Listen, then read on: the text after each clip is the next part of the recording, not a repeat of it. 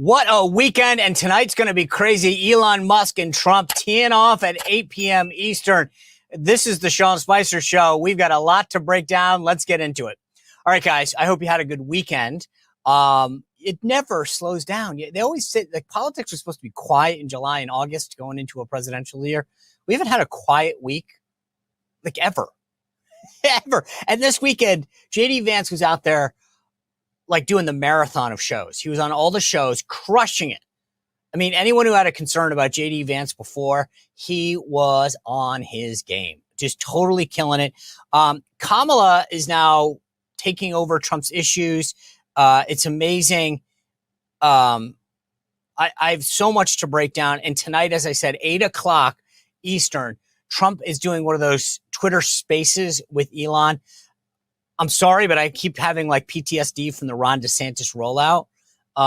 So just remember, let's pray that this thing goes well tonight. It's going to be interesting because I think audio he could actually do better, only because everyone's going to pay attention, but he doesn't.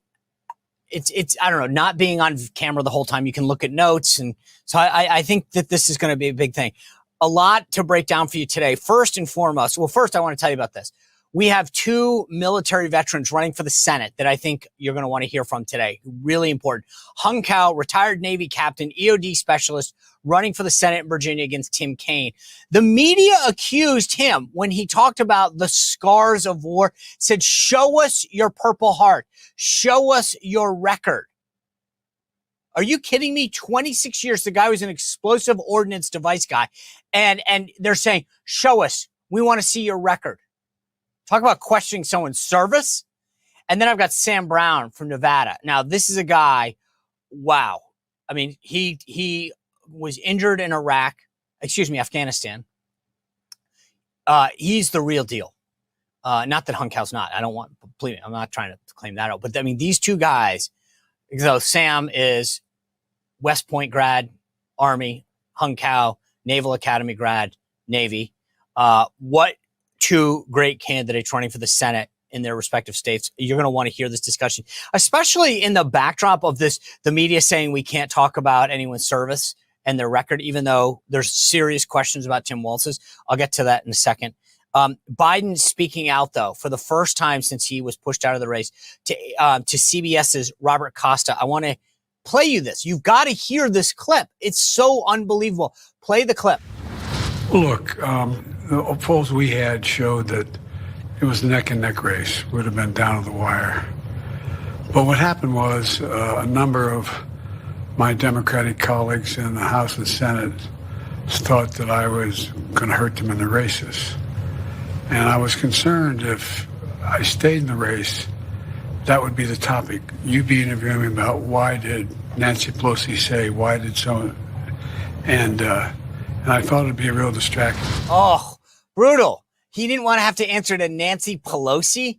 By the way, she's out there doing the rounds because she's got a book out, and she's now saying, oh, I hope everything's good with this. And, oh, I never actually called anyone. They called me. I mean, it's unbelievable. This should be a huge story, but of course it's getting covered up. He is apparently furious about this. She's on TV actually questioning whether he wrote that letter, which is, again, a whole new story. She's saying it doesn't sound like Joe Biden. We bring that up on our side, and it's how dare you do that? That's so disrespectful. She brings it up. No problem. No problem. But, I mean, talk about infighting. Pelosi's shivving the dude politically, and he's out there saying, yeah, I didn't want to have to answer to Nancy Pelosi throwing me under the bus every day. In other news, guess who apparently supports no tax on tips? Oh, that was President Trump's issue, wasn't it? Not so quick. You know who's now on board? Take a listen. Including to raise the minimum wage and eliminate taxes on tips for service and hospitality workers. What's a hospitality worker? Well, I'll leave that aside. I don't know what a hospitality worker is. I don't think there is one. Again, when you screw up on their side, no one covers it, right? I remember when I was White House press secretary, every word, every pronunciation, enunciation, comma, Spicer screws up on this. She calls it hospitality workers. And it's like, what are you looking at? What's the problem? She steals Donald Trump's idea. No big deal. By the way, an idea that everybody mocked on the left, called it a political stunt. Take a look at these headlines here. I mean, it was a political stunt, wasn't it? Until she says it, then it's a smart move. What a political genius she is, getting rid of tax on tips in Nevada with hospitality workers. I mean, it's brilliant now, isn't it? Wow, what a smart policy. It's called plagiarism. Maybe Joe Biden can explain the consequences of plagiarism to Kamala Harris. If you don't get that one, Google it. But seriously, what is going on here?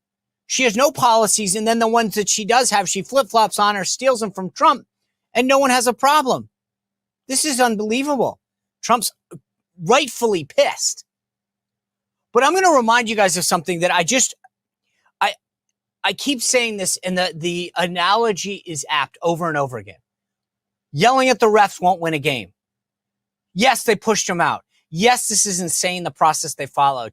Yes, she's stealing his ideas. Yes, she's not talking to the media. Yes, she has no policy positions.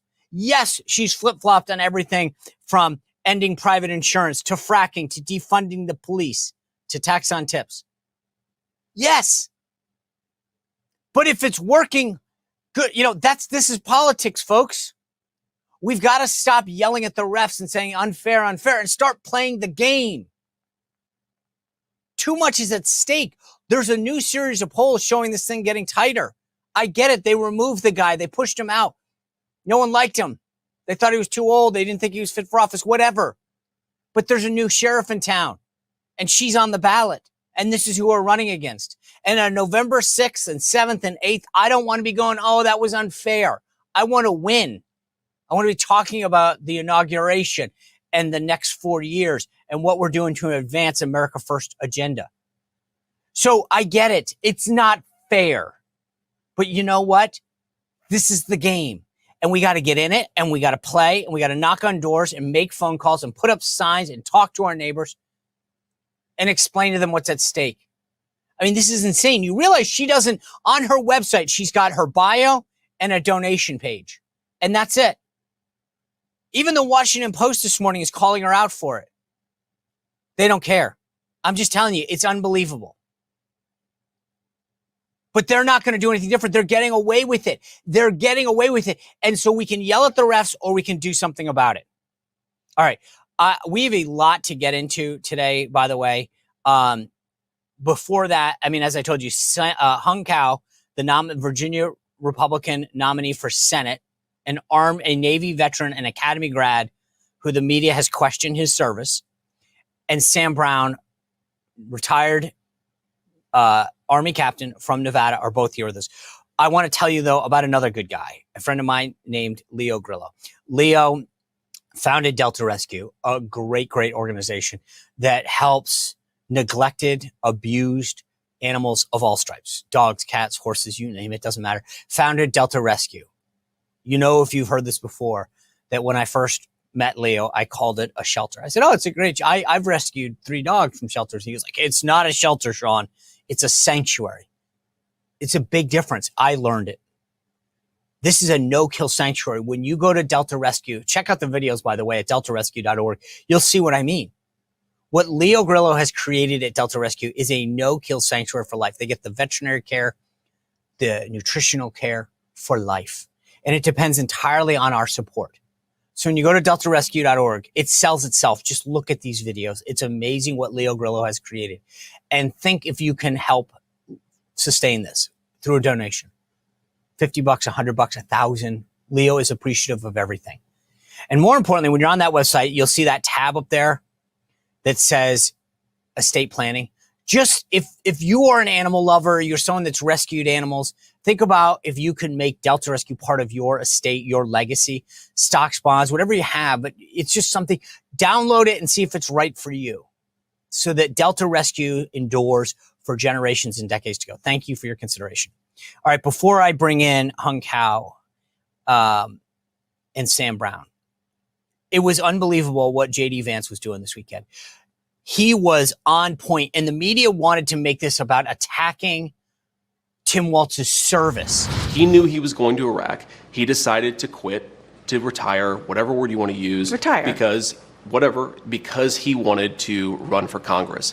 He lied about that. He said that when he decided to retire, he did not know that he was going to Iraq. That is another untruth, as even his senior military officer said. So again, I'm not criticizing the service. I'm criticizing the dishonesty. Dishonesty spoken in favor and for the purpose of political benefit.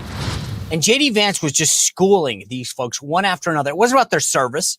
Commends the service. But it's about lying and betraying. This is a guy whose own commander, his own battalion commander, is out now saying, I wanted him aside. He's not the kind of guy that I wanted. He's using a title that's not his.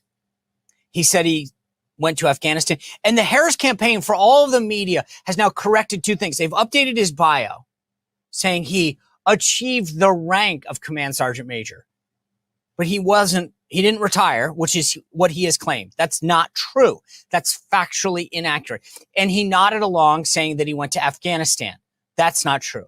He then has now said that he misspoke when he said that he used guns in war. He never went to combat. It's just not true. And so one of the things that we have to school the media on is it's not about attacking his service. It's about him exaggerating or lying or misrepresenting like anyone else. That's the reality. All right, I want to start this conversation off with Hung Cao of Virginia and then bring in Sam Brown of Nevada, both two amazing veterans and who have served our country. First, Hung Cao. Hung, good to see you. Welcome to the show. Thanks for being here. Sean, thank you so much for having me on. You bet. J.D. Vance did the rounds this weekend. I mean, I think the guy was anyone who had questioned why Donald Trump chose him, I think probably regretted that this weekend, watching him so ably disarm and go after all of these media hosts that frankly the Harris Walz team is ducking. But I want to just start based on your background with the charges of stolen valor against Tim Walz in his service.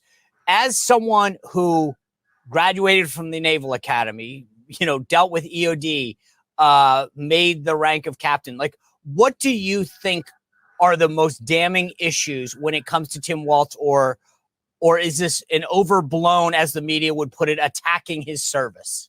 No, there's a lot of things wrong. First of all, let's attack the media first. Okay. These guys were questioning me because I said, hey, I'm running against the other Tim from Minnesota, Tim Kaine, also a failed governor and also a failed VP candidate. And I said, Tim Kaine and I got the same paycheck from the American people for 30 years, except he's a millionaire and I have scars. So then the left-wing media came out and said, well, where are your scars? How come you have a Purple Heart? I'm like, hold on. Are you saying that the millions of 100% disabled veterans out there who don't have a Purple Heart are lying about it? They wanted me, get this, Sean, they wanted me to list every single instance I was outside the wire and list all the times I received fire and what the results were. And they did that, and I've been in politics for a minute, and Tim Walz has been in it for 20 years, and no one's fact-checked this stuff. Don't you? Wait, that's, I'm so glad you just brought this up. They question your injuries from a lifetime of service, okay? I mean, what was it, 25, 26 years you served? 25 years, yes, sir. Okay, 25 years on active duty. And they basically are saying, show us your scars, Captain Hung. And for Tim Walz, it's, how dare you attack his service? No, you're absolutely right. And this guy, first of all, on his coin, his congressional coin, he has a command sergeant major insignia, right? He said he was a command sergeant major. I don't go around saying I'm a Navy SEAL. Everybody, times people hear, oh, special operations, they think I'm a SEAL. I'm like, hold on, I'm a Navy deep sea diver. I'm an EOD tech. That's all it is. And I don't embellish it. I don't call myself an admiral. I'm not an admiral. I was nowhere near being an admiral. So, this is a blatant lie. And then to leave Captain, can you just stop for a second? Just for people out there that haven't served in the military, explain what you're talking. Like, he has a coin, right, that he gave out to as a member of Congress that says command sergeant major. I think we can show a picture of it on the screen. What's the big deal? Let me just walk you through the media narrative on this, and you tell me how this is wrong. Well, he achieved the rank of command sergeant major, and he put command sergeant major on this challenge coin that he handed out to constituents. What's the problem with that? Well, the fact is he never was a command sergeant major. He was in the acting role. He didn't complete what was required to be a command sergeant major, or much even a sergeant major, right? I mean, you and I were in the Navy. You know, there's a difference between a master chief and command master chief. There's two different things. And one is a position of higher responsibility. And he was never that. He retired as master sergeant, and he knows it because his paychecks come in every month, and it shows that. But he lied about it. That's how you know everything. How you got paid, you know? Yes. And then I think the most damning thing is probably his former battalion commander, who said, you know what, I was glad for him to be gone because the unit was better off without him than they were with him. Because remember, for an enlisted guy to retire, they still have to get the commanding officer's signature. And I was like asking myself, what commanding officer would sign off on the retirement of a senior enlisted leader before a deployment? Well, it turns out they were better off without him than they were with him. And honestly, America's going to be better off without him than they are with him. Do you think this is an issue that I've been asked by a lot of people who haven't served, right? Less than 1% of the American public has some connection to the military now. So for a lot of people, they're I don't know, probably kind of in bewilderment, thinking, I don't really understand what the big deal is. This guy served 24 years, and it sounds like you guys are fighting over a bureaucratic technicality. Well, let me ask you this. If he's lying about this, what else is he lying about? That's like me saying, I was the governor of Virginia. No, I wasn't. I was nowhere near that. That's, it's so preposterous. So yeah, if he's lying about this, what else is he lying about? So when you go around right now, Virginia, and you're talking to folks, how big of an issue is your military service? It is a big issue because, again, Tim Kaine and I had the same paycheck for 30 years, and all he has is millions to show for it, and I have scars. I mean, I'm asking you, who fought for our country? Who did what we were supposed to do? The guy's running around the state right now on the taxpayer's dollar, trying to, play a harmonica to remind people he's still alive and he's still pertinent. But the thing is, no one remembers what he's done for Virginia, except for the fact that he got stuck on I-95 during a snowstorm with a bottle of Dr. Pepper, and that's it. So I want to play you a video. Tim Walz was on C-SPAN when he was a member of Congress. And I want you to help analyze this video because I think for a lot of people, there's a lot wrong with it. But let me just show you the video and kind of ask you to comment and analyze. Take a look. Congressman Tim Walz, also a member of the Armed Services Committee and Veterans Affairs, Democrat of Minnesota, highest ranking enlisted soldier ever to serve in Congress, enlisted in the Army National Guard at 17 and retired 24 years later as Command Sergeant Major and served with his battalion at Operating Enduring Freedom in Afghanistan. And I read that because I want to preface our discussion. All right, so that's the bio. Presumably, I've been on C-SPAN before. They don't just make that up. Someone gives them the bio. He nods his head along as those achievements go along. What would be the problem with what he just said or acknowledged? He acknowledged everything. I mean, I like I said, and someone calls me a SEAL. I'm like, hold on, I'm not a Navy SEAL. It's a point of honor for us. But for me, the biggest thing is he left his unit behind. For example, one of my deployments, I was the first one in with the advanced team, the ADVON, and then we were pulling out of Iraq. So I stayed behind because I didn't want to leave my men behind. I sent 215 people back. I stayed there with the last 10 guys to retrograde everything. It's a leader's prerogative. It's a leader's thing to stay behind with your people. You don't eat, sleep, sit down, rest, or relax until your men have had a chance to do so themselves. So you don't go home before your men go do that. But for him, he never even went over there. And so when she's saying in Afghanistan and he's nodding along, if that was you and that introduction and that bio was played, what would you have done?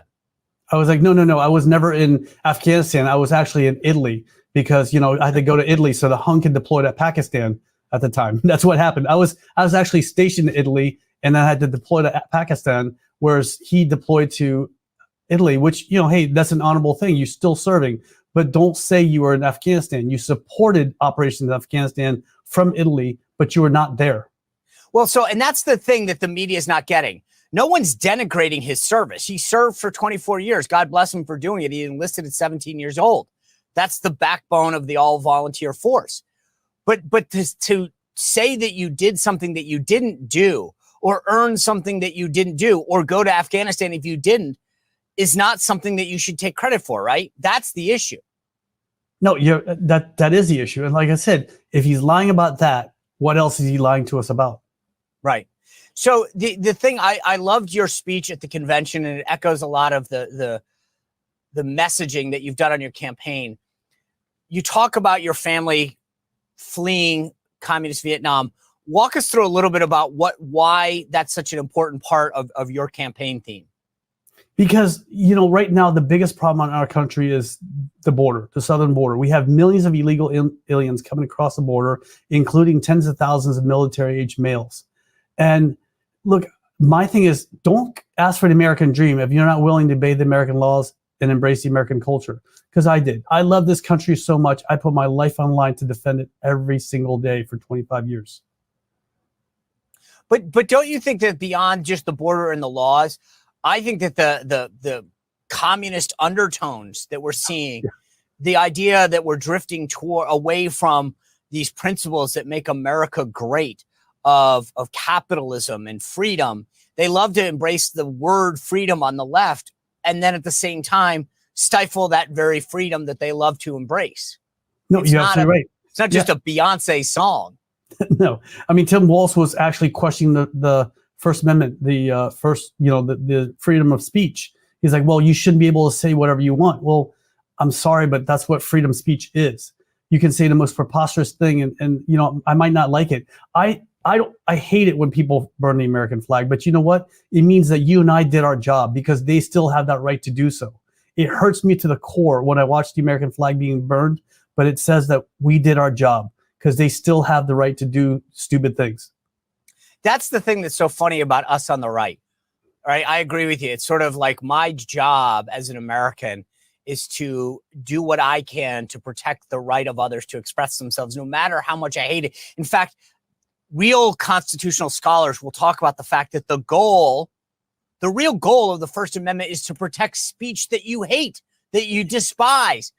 And yet here they are, these folks that love to embrace the word freedom and democracy and shut down anything that doesn't conform to what they want, anything that can microaggression hurt them or trigger them. No, you're absolutely right. I mean, they're turning this country into what I ran away from. And this is why we're going to win Virginia, because Northern Virginia is full of immigrants. People who came here for the same opportunities I did, for God, family, and country. And they're seeing this bastardization of what freedom is and turn into communist state. And that's why when I ran for Congress in 2022, I was able to move Northern Virginia 13%, where Joe Biden won by 19 points. I lost by 6. Wow. And then if the South comes out, then we've already won this race. And Tim Kaine, so when Tim Walz says something like one person's socialism is another person's neighborliness, how do you make sense of that? Oh my gosh. I mean, again, this is the same guy who's got a snitch line, right? Snitch lines where you can call on your neighbors, say, hey, I saw them hugging somebody without a mask. And remember, Mao did this. Mao basically had the kids snitch on their parents. So don't forget that Tim Walz also wants Minnesota to be a sanctuary state for kids who want sex changes without telling their parents. This is exactly don't believe what they say out there, believe what they do. So let's talk about Virginia a little. I love to remind people on the show that the last time Virginia voted for president was 2004, when yours truly was a member of the Electoral College in Virginia. So that's 20 years ago. When Biden was the nominee, we saw a host of polls showing Virginia dead even some suggesting that Trump was ahead. Now that Harris has become the nominee, there hasn't been a ton of data, but the little that there is shows Harris up, about a handful in Virginia. Trump is about 44%. in recent polling. And by the way, just so everyone knows, I get it. Some of this polling is bad, but the polling mirrors where Trump finished in 2020, 44%. How much has it changed since Harris became the nominee? Well, there's a honeymoon period right now. But, once they listen to her talk, one of these days, it's been, 20-something days and she hasn't spoken to anybody. Once they hear her talk and realize what an idiot she is, they're gonna say, oh, yeah, that's why we voted her off the island. She was first person off the primary in 2020. Okay, so 2020, let's go backwards. 2020 in Virginia, yes, President Trump lost by 10 points. In 2021, all three statewide elections, the governor, lieutenant governor, and AG were won by Republicans. In 2022, even though I lost, I moved that needle 13%, but we gained one seat in the House of Representatives with Jen Kagans. In 23, in the statewide election for all the state delegates and state senators, there was a lot of gerrymandering by a Democrat governor and Democrat Assembly and Senate. They gerrymandered, but more or the same amount of Republicans showed up than Democrats did in 23. And that's why I think in 24, you're going to see a huge shift and Virginia is going to be red again. So walk me through what the plan is in these final, 2+ months for Hung Cao in Virginia. You're running against Tim Kaine. You said before, he's been in office for a while. Before going to the Senate, he was the governor. I got to be honest with you, as a Virginia voter, I think he's pretty vanilla, right? Meaning he has a big liberal voting record, but you walk down the street, you ask him, what do you think of Tim Kaine? They're like, I don't know. He doesn't really do anything. He votes leftist, but he hides. What are you doing to sort of expose the record? Do you think are you going to have the funds and the resources to do that? So that's the big thing, the funds, right? Because we have to overcome the left-wing media that puts out these polls that are very skewed. And the only way to do is to commercials. And you've got 5 media markets. One of the most expensive one is DC, which is $670,000 for a week of commercials. So I'm asking your viewers, go to hungforva.com to help us out. Because look, I've been shot at, I've been blown up. There's nothing these guys can do to me except I need ammunition to fight back. But here's the thing. I was able to move Northern Virginia because, a lot of immigrants here, they see themselves in me. They see their kids in me. And then in Hampton Roads, I was stationed there for 3 tours. So they know me as well. Roanoke and Southwest, my in-laws were there for 22 years and I know that area also. And so we bring out the Southwest and the South. We've already won this race because I just need to move Northern Virginia the way I did in 2022. And are you going to have, where are you fundraising rise vis-a-vis Tim Kaine? We are, obviously he was, remember, in 2008, Tim Kaine was supposed to be Barack Obama's running mate, but he was so terrible as governor of Virginia that passed him over for Joe Biden. That's how bad he is. They passed him over Joe Biden because he sucks so bad as a governor. And so they put him in timeout as the DNC chair. So now he knows how to shake the trees. By the way, that's a great tagline. If you think Biden's bad, here's the guy that got passed over.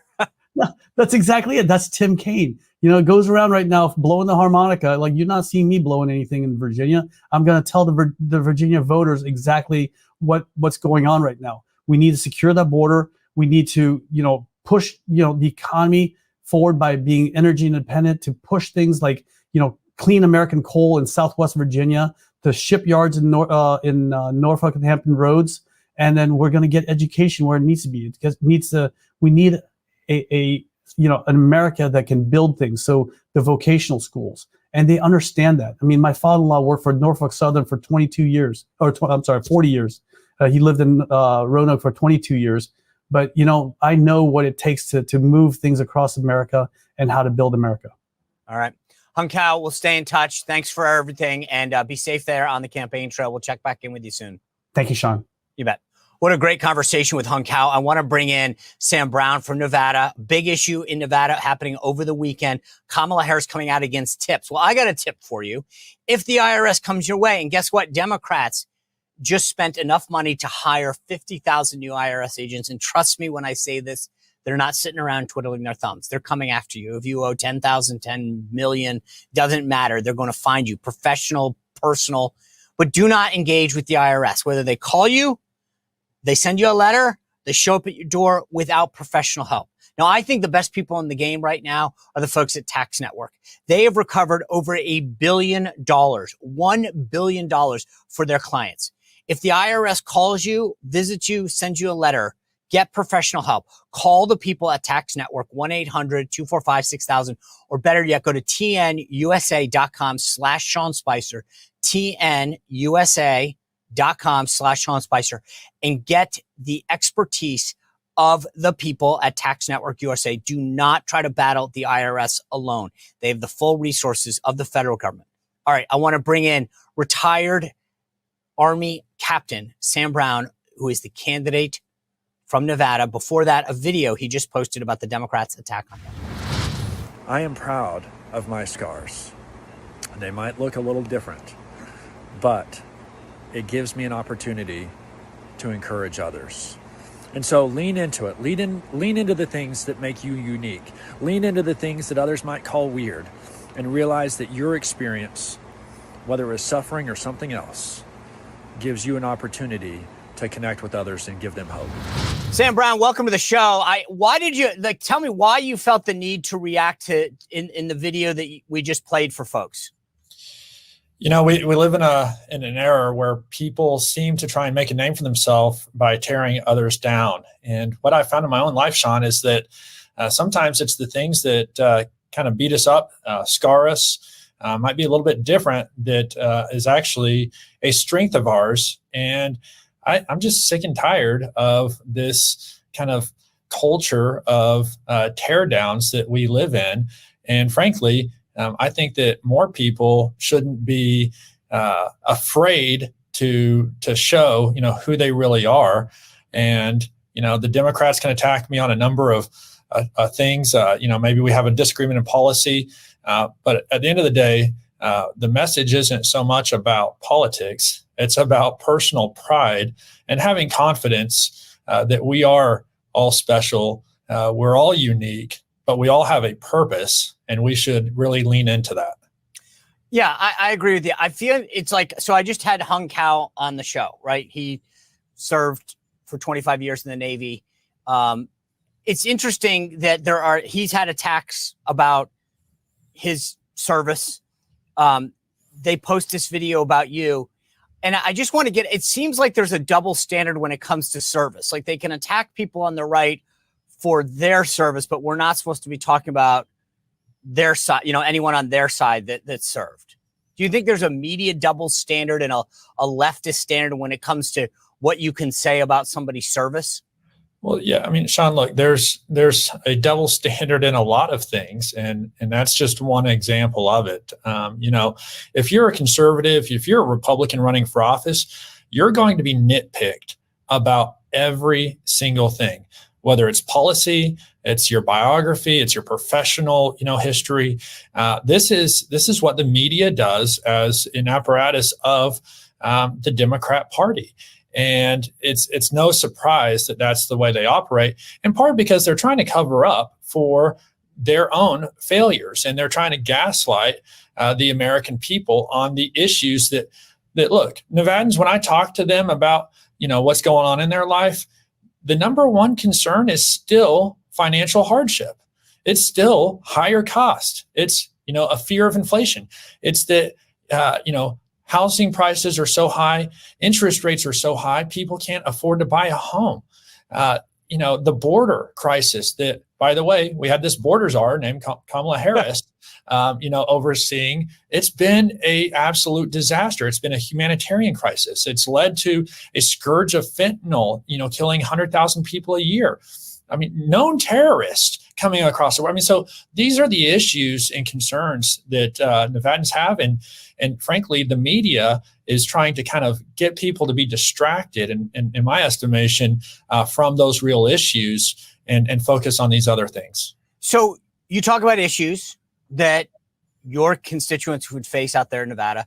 But it seems like the other side doesn't want to talk about issues, right? There's no policy page on Kamala's website. She is avoid doing media interviews, but she goes out to Nevada and basically plagiarizes Donald Trump's issue of no tax on tips, right?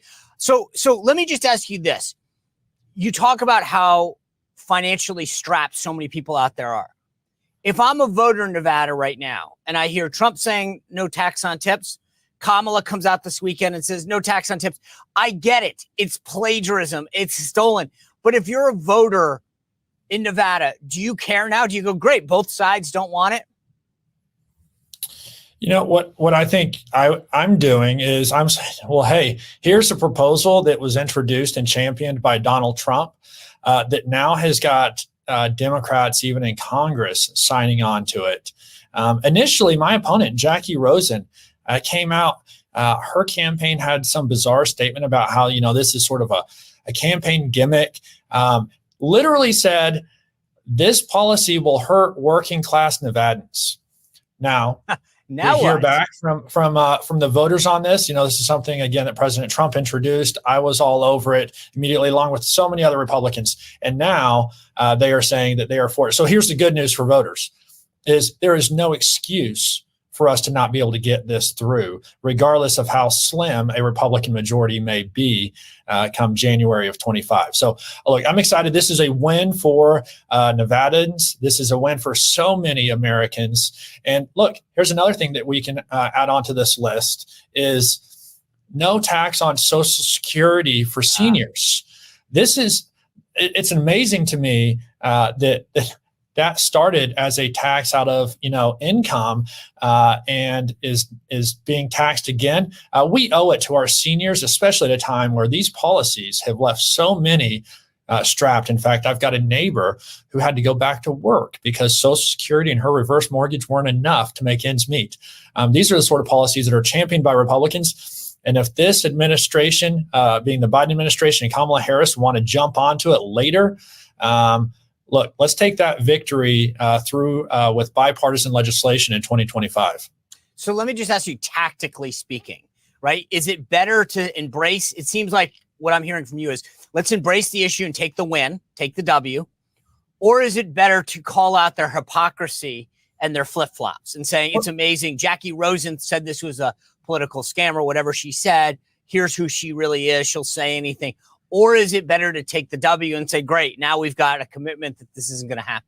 Well, I think it's both, Sean. I think that it's a clear demonstration of hypocrisy. Sort of at best, it may just be sort of policy incompetence as well. So, look, the voters are smart.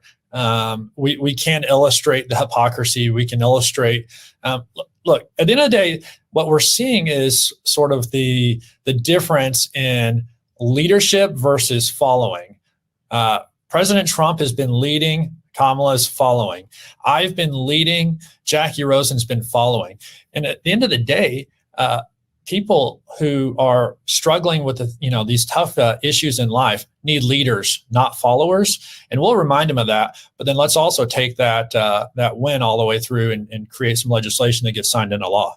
But don't you think it's worth reminding people in Nevada and the country that, like, these folks, both Kamala and Jackie Rosen, now have hopped on the Trump train when it comes to no tax on tips, but they're the people who voted to expand the IRS to the tune of 50,000 new agents. So it's sort of like, I don't want to tax you, but then I'm going to send these folks to come after you to make sure you're not hiding anything to uproot. I mean, can you imagine you're making 50, 60, 80 grand a year and you've got the IRS doing a proctoral exam? I mean, I can't even imagine what that's like to your life, the time commitment, the disruption for a working man or woman in this country right now. And so they want to take credit for saying, oh, we're not going to tip you, tax your tips, but we're going to send the IRS after you to make sure that we go through your entire life to collect anything that we think is owed.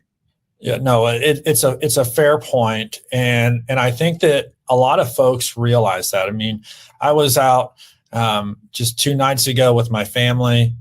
We took the kids to the skateboard park to just, have a little bit of family time, went and grabbed some fried chicken afterwards. And it was kind of late and not a lot of folks in the restaurant. But on the way out the door, a family stopped me and said, Sam, we're going to be voting for you. And I said, do you mind telling me, why you made that decision? He said, I'm concerned about my future. I'm a small business owner. I have an auto repair shop, And the Democrats' policies are really causing me fear about whether or not I can keep my business open. Now, here's someone who literally works with their hands, contributes to sort of the greater economy and greater society at large. I mean, how many people can actually go out and repair their own car? He employs other people. So he has a very positive impact in this world, and he's afraid and will be voting based off of the Democrats' policies, as you said. It's not only just taxes, it's regulations as well. And so, you know what? Yeah, go ahead. No, you go ahead. No, you touched on something as you're speaking. It's making me think about these stories that I'm reading over the weekend, that Trump is fear-based and Kamala and Tim Walz are all about joy, right? This is the new David Plouffe angle, which is how do we then recreate the Obama hope? Well, we'll just call it joy. And it seems to me the story that you're telling about this auto repair guy is that fear probably does sell better. I'm scared about my future based on what they're selling.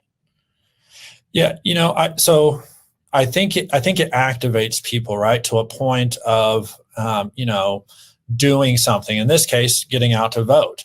But what I don't want to miss, especially as a Republican with real policies that can help people and help people help themselves. Really, it's like, let's get the government out of the way in a lot of these cases and allow people sort of the room to be able to chart their own path towards the American dream. But it's not good enough for us to just sort of introduce the realities of fear. We need to make sure that we're delivering the backside of that, which is a hopeful message. And look, the Dems and Kamala and Walz can have their rallies and they can put their smiles on and they can have all sorts of pop stars or whatever, do concerts and have an atmosphere of joy. But at the end of the day, their policies are what's destructive or puts people at risk. And when we have such strong policies that can help, we need to make sure we're not missing that and that we're illustrating just the stresses of life under Democrat leadership versus the opportunity with Republicans. All right, let's talk about the ground game and winning the state. The most recent Real Clear Politics average has Trump 3.7% up. There's a brand new Trafalgar poll that shows Trump up 3%. Number one, what has changed fundamentally, if anything, in Nevada that puts Trump up after us being continuously behind on election day for the last, couple decades in Nevada? Yeah, part of this is probably just kind of the double whammy of Nevadans coming out of Democrat leadership during COVID. Our governor here at the time of COVID shut down the state as things were beginning to open up, really sort of drew this line between who's an essential worker, who's not. Churches remained closed while casinos were open. I mean, just ridiculous policies like that. It ended up with us having the highest unemployment rate in the nation at a time where we also had the second highest energy cost in the nation. Nevada has just really kind of started to recover. But even that's a bit of a myth because we have so many people who have not re-entered the labor force. So in my view of the economic numbers, we really are missing a large part of the labor force that just never returned after COVID. And then the second part of the whammy is the Biden administration, driving inflation up with all the unnecessary spending. And it's people are stressed. And so they can remember 4 years ago, 5 years ago, even, back to 2017, people can remember how they were doing under President Trump. And it's not only how they were doing in their pocketbooks, it's how they felt about the future, their optimism or their, skepticism. And so I think people are going back and remembering that. And that's why we're seeing such a strong shift towards President Trump. And look, we're a blue collar state where people are happy to work hard. They just want a fair shake. Yeah. Where does your race stand? There hasn't been any public polling for about a month now. Where do you stand vis-a-vis Jackie Rosen, the current incumbent senator there? We see this race continues to just be really tight. There's, I think a lot of folks are really concerned and paying attention very closely to the presidential race. And look, when people have the stresses they have either with the financial hardship or, school issues or, can they pay off their debt, all these sorts of things. Jackie Rosen as an incumbent is really not that known. And obviously I'm a newcomer to the scene here. And so people are just getting to know me, which leaves a lot of folks out there still somewhat undecided. Now, are you going to have the resources you need to make that case? Yeah, look, we're on track to have the resources we need. But for any American out there that wants to see Nevada pick up this Senate seat and Republicans take back the majority in the Senate, keep Chuck Schumer out of that leadership position, the majority leadership position, go to CaptainSamBrown.com and contribute. But the short answer is this: yes, we're fighting the good fight. We're raising dollars that we need to. We need more, but we're still being outspent 3-1. And despite that, and despite the lies, the smears, the personal attacks that my opponent is waging against me, along with the senatorial committee led by the Democrats and others, we're still holding our own. We're still in a razor thin margin race, and I'm confident that our message with effective policies and a hopeful recapturing of the American dream is going to win, and we'll be able to support President Trump as he's in the White House. So right now, as I said, the Real Clear Politics average has Trump up 3.7%. Is that enough to pull you over the finish line? Yeah, I believe so. And we should see. If he wins by that, you win. Absolutely. Okay. So if we can get, do you really think this is a team effort in Nevada, that it's Jackie Rosen and Kamala Harris versus Trump and Sam Brown? Yeah, it's a team effort, and our teams are working well together as well. Look, the policies of the left are in lockstep for bigger government, more spending, more taxation, more regulation, less personal liberty. And us as Republicans, we want to see a return to law and order. We want to see more opportunity. We want to see smaller government. We want to see people be able to thrive. And so our policies are aligned in a team effort. Our campaigns are working together. This will be a team victory. All right. Captain Sam Brown, thanks for being out there and doing what you do. Thank you for your service to this nation. I wish you the best of luck going forward, and stay in touch as we enter this final stretch. Thank you, Sean. And again, everyone can go support us at CaptainSamBrown.com. We'll be one of those races that helps us take back the majority. All right, CaptainSamBrown.com. Thank you, sir. All right, guys, thanks for watching. Another great show headed your way tomorrow. The Trafalgar Group has been the most accurate polling outfit the last several cycles. Its president, Robert Cahaly, is joining us tomorrow to break down the latest polling. This is a guy who everybody looks to see where the race is at, and he's got new numbers. Tune in tomorrow. Continue to subscribe. Hit that notification button. YouTube, Rumble, Spotify, Apple Podcasts, wherever you get your podcasts. We'll see you back here tomorrow. Well, if you enjoy